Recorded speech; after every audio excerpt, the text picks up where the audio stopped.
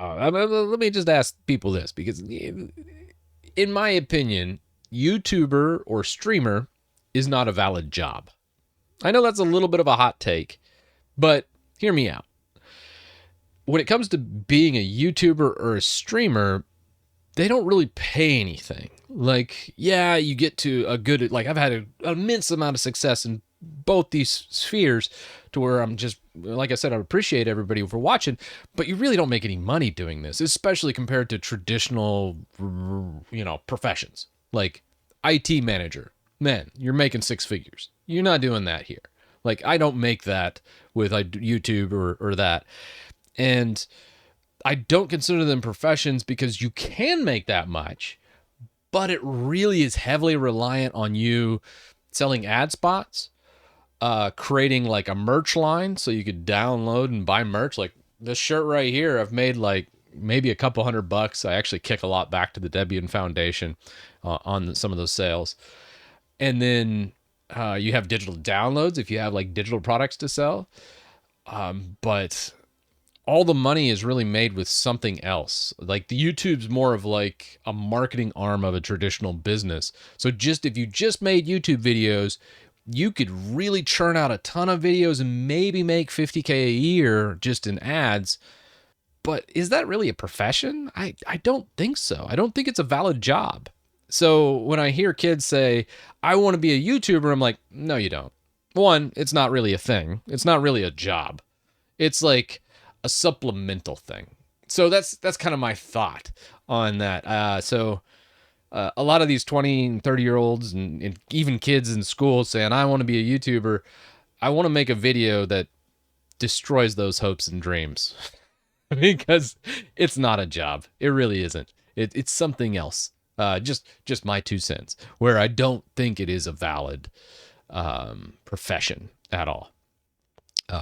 So hopefully I explained that well enough. I'm thinking about doing a video on it just because I feel disheartened when I see too many kids aspiring to be something that really doesn't exist.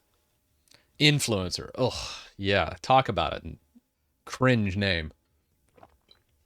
Yeah, and I think being a YouTuber or a streamer as a hobby or a secondary source of income, man, that's awesome. I love doing this. I love putting these things together. I don't want to sound like, I don't, but I do. But I really am disappointed when I think an average kid these days wants to be a YouTuber. It depresses me a little bit, to be honest with you, because I just don't find it to be a valid profession or a job. It just isn't. It's just meant to be something on top of something else. And it's just meant to be more of a marketing arm of whatever it is you're wanting to sell, or you just do it for fun. That's cool too. Or maybe you just want to be like a marketing company. Like let's take Linus Tech Tips, for example. It's not Linus Tech Tips, it's Linus Media Group. And he has a whole bunch of different people and they sell a whole bunch of ad spots. He hires probably 10 or 15 different salespeople to contact and negotiate different ad spots for his videos. And that's where he makes a lot of money. But he's a media company. He's not a YouTuber, in my opinion. And I think there's a huge difference and misconception with that. And that's why I hate the term YouTuber or streamer or those types of things. To me, that's not a real job. It just isn't. I got offered a job making $300,000 a year. That's, like, just to put it in perspective, you take all of my sources of revenue right now, my day job, YouTube, anything else, and it's not even close to that. We're talking probably 30% of that. That's a huge amount.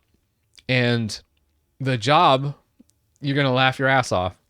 The job is for a hedge fund managing NixOS. It is.